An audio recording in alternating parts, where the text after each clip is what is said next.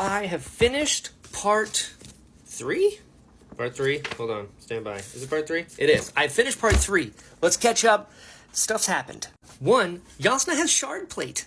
I did not realize that. I don't know if that's a new thing or she just never uses it. I've known she's had the shard blade for a while, but she also has a shard plate. And I really respect her for getting on the front lines and, like, getting in the shit of it all. Because she's like, I need to know what this feels like. I'm like, damn right, Jasnah, good for you. But then it immediately backfires. And the Fused can, like, pin her down with vines and then break the vine off the arm. And then they're, like, getting her, they're, like, stabbing her in the face and shit. I was like, what? And then she gets up, she goes, okay, you know what, never mind. I got superpowers. Whoop-ah! And did like a Hulk clap and set the field on fire and just like went and killed people. Damn. That's pretty badass. Then she goes back and Hoid is like taking notes and then she comes in and he like closes it and is like, oh hey, what's going on? Interesting. Very interesting. And Hoid mentions that there's a sleepless in the Ghostbloods now, which is honestly kind of wild, and I feel like the Ghostbloods are gonna love that. And I'm interested to see what that overlap is, especially with the Ghostbloods, you know, being very, to my knowledge, Scadrial focused, versus the Sleepless, who are just like, we kind of don't want to be involved in stuff, and we're watching Rissyn now. So I don't know what that overlap is. I don't know what that is, but I'm interested. And then the chapter ended with Hoid telling Jasnah, like, I'm going to tell you about Thydakar, who I've met several times. And I was like, ooh, what's going to happen here? And then this scene, Dalinar goes to Taravangian. And I loved this. This scene was so good. And the fact that Taravangian only got 1 day as, like, super smart, and that was over a year ago, that would suck. That would suck so bad. But I will say, Michael Kramer's performance as Taravangian is so good. It's honestly one of the best characters he really embodies is Taravangian, and that scene was just it was so good. I love the back and forth. I love that Dalinar is like, you know, he's going to fight to the end every time, even if he's going to lose.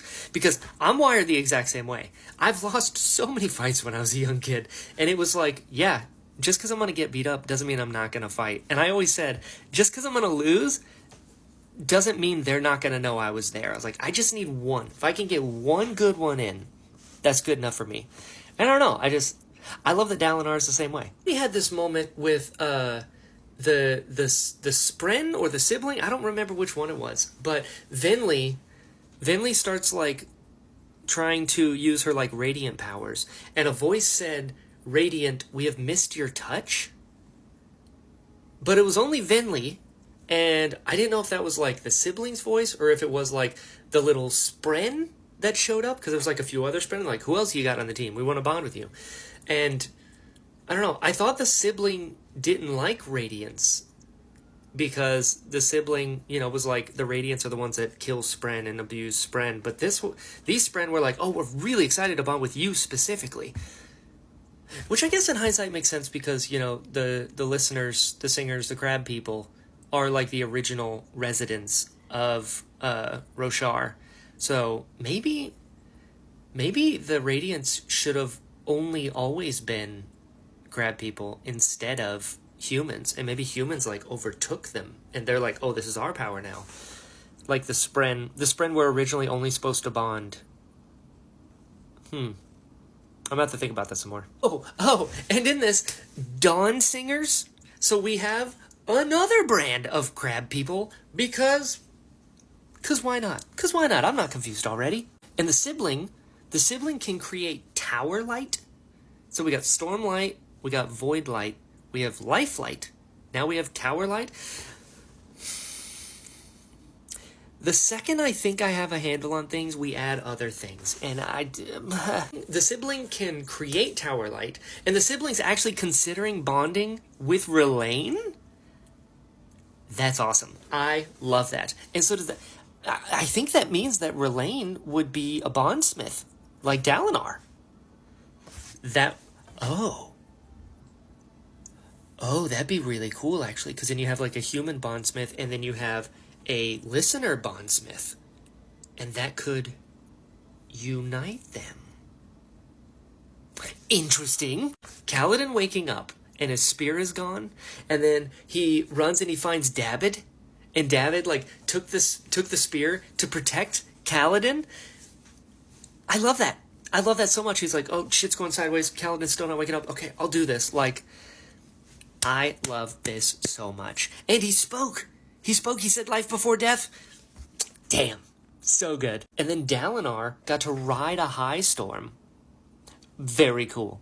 Very cool. I love that. I love that the Dalinar called the Stormfather a coward, because he's like, you could have helped those people in your night. He's like, oh, I'm a storm. And he's like, no, you're being a bitch right now. And he's like, I love that. And Dalinar rides the high storm to Urithiru, and they see Kaladin, like Tom Cruise in Mission Impossible, the last one where he's like on the side of the plane, just like hanging on as best he can. He's like, oh, hey, no, things are really bad in here. Navani's a prisoner. I'm hurt. Our powers don't work. And he just passes out. Dalinar's like, ugh! Like, uses the wind to pick him back up. Great. And now Dalinar knows. So, are we going back to Urithiru? What's going to happen now? And Dalinar said that he goes to the heralds, and he's like, hey, I want to talk to the bondsmith herald, because I have a shit ton of powers that I don't even know about, and I don't know how to use them. How do we figure this out? And they're like, oh, okay. I do love that he, is like, okay, there's stuff that I don't know that I can do. Let me go to the guy who is still alive to teach me how to do these things. I'm very excited to see what else he can do, because listen, he already has so many really cool powers, and the fact that he is this cool with this many powers and next to no training at all and doesn't even know what he's capable of makes me think that he might be like super, super powered, you know? And the fact that there can only be 3 bondsmiths, I'm like, they have like 100 windrunners and dozens of edge dancers, but only 3 bondsmiths?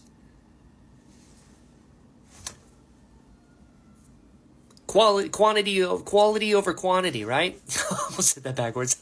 And then we find out that Raboniel has been able to hear everything Navani has been saying with the sibling the whole time. Yikes. Anyway, listen, things are taking off now. So I got the interludes next, and we'll see what happens.